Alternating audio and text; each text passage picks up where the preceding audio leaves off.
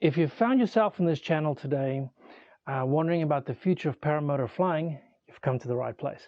All right, guys, welcome to the first official Dudek Wingman video.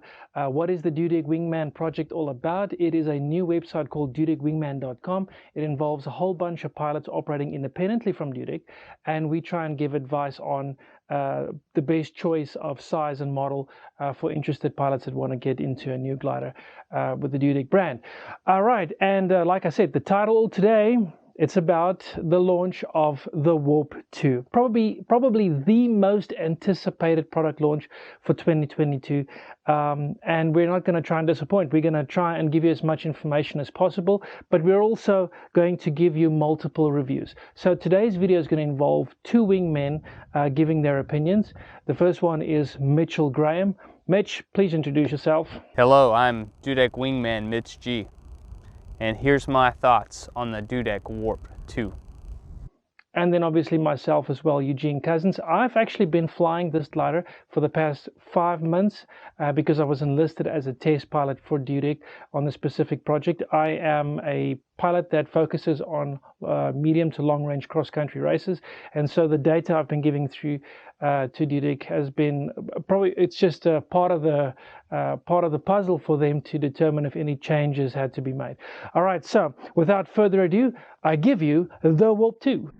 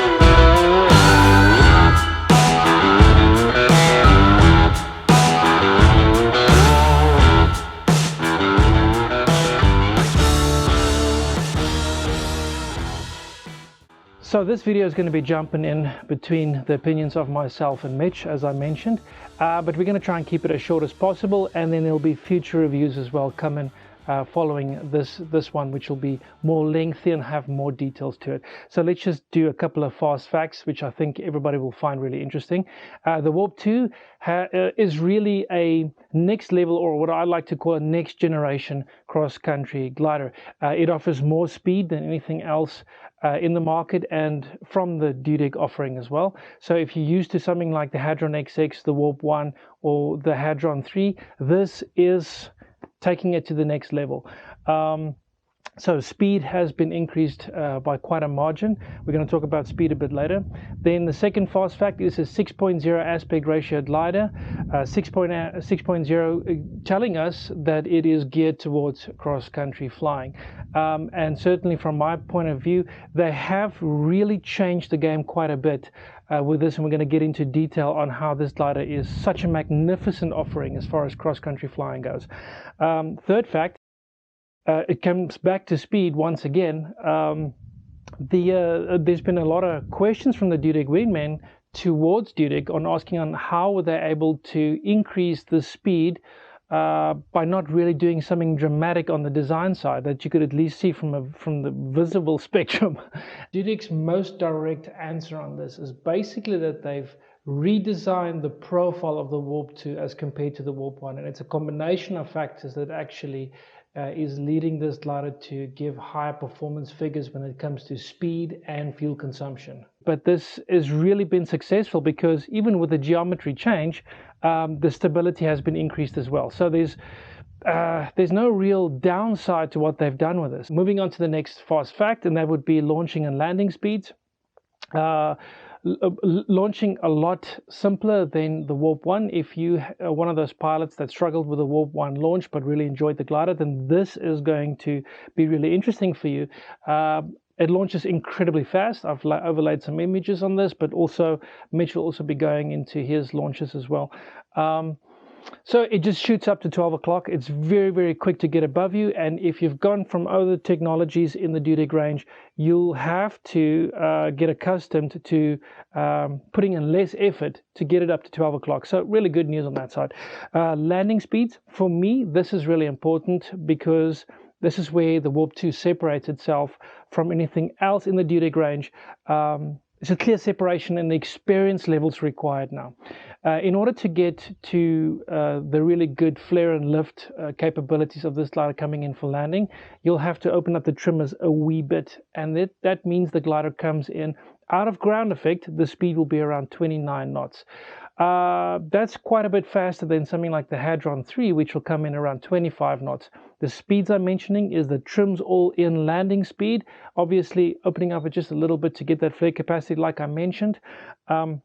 But still, this is important, and we'll go into that in the detailed video on why the experience level comes into this. All right, so that concludes the fast facts. If you're more interested in this data, then we're just going to jump into the categories that we're going to cover between me and Mitch, a little bit more detailed. All right, let's move into it. All right, so the first point we're getting into is who is this glider for? As I mentioned in the fast facts, it's a 6.0 aspect ratio. The higher the aspect ratio, the more geared it is towards stability for cross-country flying. So Dudek really has designed this glider as their optimum product for cross-country pilots. It's been a real focus point for Dudek because they've tried to design and clearly distinguish their product models. So you have something like the Drift Air, which is meant for sporty flying and acro flying, also slalom racing. Really great glider for that, but a lot of the speed is built into the speed bar and not a lot into the trimmers, and therefore it wasn't a really great cross-country wing. The stability was there, but the problem is that you don't want to be on the speed bar all the time in order to access a quick speed. That was their sporty offering, and then they made a very a segment specific to cross-country flying, the Hadron 3. Now you compromise a little bit on the acro handling, the agility of the glider, in order to get stability with a higher aspect ratio again. And that is, I would say, our primary offering for good pilots. I wouldn't say expert pilots. That is where the Warp 2 comes in. But the Hadron 3 is a really successful offering and specifically made for cross-country flying. And then the Warp 1 was always like the jack of all trades. It offers you a great offering in handling. You'd be able to do acrobatics with it, some very sensitive handling, agility. But then also it had fantastic speed for the cross-country pilots. However, there was some elements lacking in it, and I don't know if, well, it was a model that was designed prior to the Hadron 3, so there were some elements missing to it, like the outer grips that you could just steer with on the tip steering. That was missing on the Warp 1, and basically, I got to tell you this, that most of us flying these gliders, flying the Warp 1, that was pretty much the only thing we really were praying for, is to have a glider that had the same steering system as the Hadron 3 when the Warp 2 or the improvement of the Warp 1 comes out. We got way more than that, I can tell you that. Dudek went all out with this product design. And I just think that they decided that they were going to break the bank in the design department. They were going to create something that gives more speed. It was going to give better control mechanisms. It was going to give really good agility. It was going to give more stability. They had to improve in every single department in order to convince pilots that are flying the top tier gliders for cross country to get into a new product offering. Moving on to speed, I'm going to overlay some footage here of the speeds that I'm getting on my Warp 2 size 18.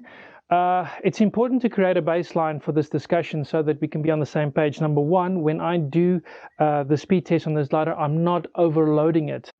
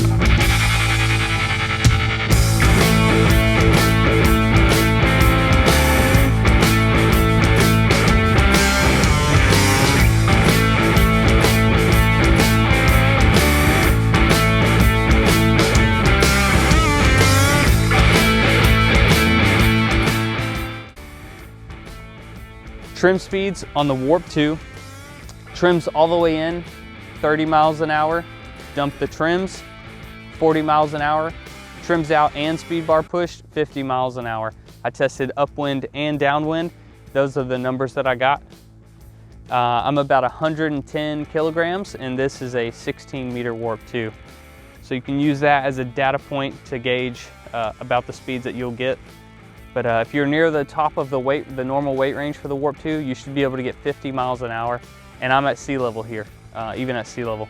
I didn't have to go to high altitudes or crazy overload the wing to get those speeds, so huge plus. It's crazy fast, and it's also very stable at those speeds. No fluttering, nothing scary happened. It's rock solid, and I held it for quite a while.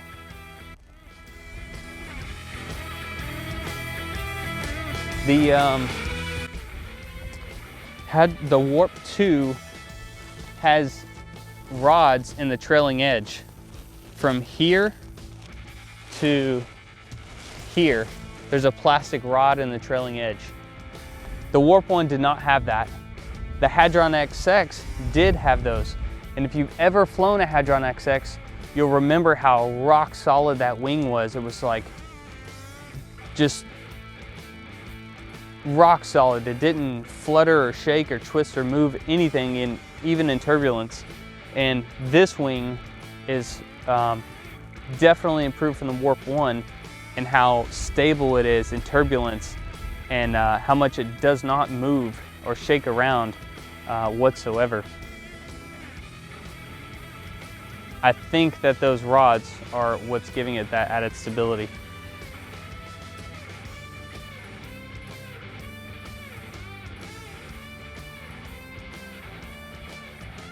Product comparisons, I'm not going to go in too much detail with that. I'm just going to head over to Mitch. He's done quite a bit now trying to explain his opinion between the Warp 1, the Drift Air, and the Warp 2. So let's head over to his opinion. What pilot would benefit from a Warp 2? In my opinion, someone who is maxing out the potential of their Dudek Drift Air or Hadron 3, and they still crave just a little bit more. This is not a good wing for you to jump into straight from the intermediate class. I wouldn't go from a Nucleon 4 to a Dudek Warp 2. It's just too large of a jump. You have the more complex riser systems, you have the power attack system, and the wing is not going to be forgiving of pilots who still make beginner style mistakes for takeoff and landing. A Hadron 3 or a Dudek Drift Air will ease you into the performance sector of wings and let you make those mistakes there without getting hurt. And then once you've maximized that and you're pushing the max speed on those gliders, whether it's cross country on a Hadron 3 or you're using the PA system on the Drift Air and you're going slalom style but you just want a little bit more, then the Warp 2 will give you that. Okay, some of the things that are really important when it comes to design on this specific glider. What makes the improvement of the Warp 2 as a combination of factors so important? All right, the Warp 2 has multiple additional steering systems that's introduced with this glider. So you have the outer grip like you have on the Hadron 3, but as a lot of pilots have seen on the Hadron 3, when you go full trims out and you're stepping on the bar, then the controls becomes, or the risers lift up so far that it's kind of uncomfortable to get to the steering, the outer grips to steer with it. So with the Warp 2, what they did was they brought additional TST toggles. So you've got everything that you have on the Hadron 3, but you've got these additional TST little toggles that are located just above the hook in point. Why don't I just grab this camera and I'm going to go over here. All right, so if you have a look at that, so you've got your main brakes here, and you notice this outer grip going to the tip steering, but you have the TST toggles which are located right at the hook in point. So with that, you've got a control steering system which in reality, when you're flying, it is below your shoulder level. And that is incredibly comfortable when you are trying to, it's incredibly comfortable when you are flying cross country and you're stepping on the bar and you don't want your hands up all the way to the brakes. You can just sit here with your hands at a comfortable position and control oscillations or any form of directional input when the rough air hits you.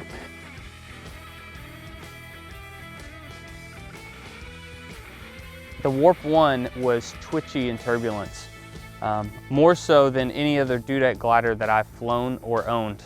The Warp 1, anytime you would hit surges, the Warp 1 liked to surge forward in the pitch axis. And I'm happy to tell you that the Warp 2 is drastically better in that aspect. I flew over some fires today. There was fields that some people were burning, you know, like grass fires. And I flew over those fires intentionally just to see what the Warp 2 would do.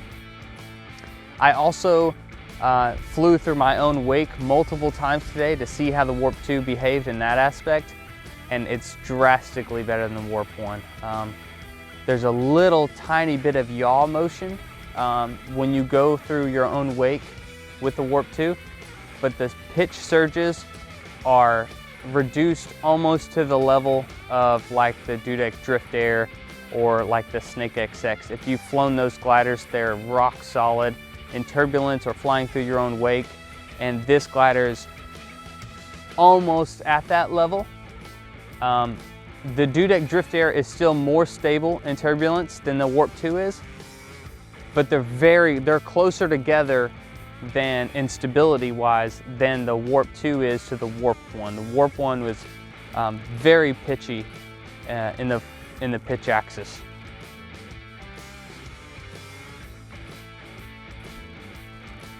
Amazingly agile, 1 or 2 inches of pull and the wing just will roll right over.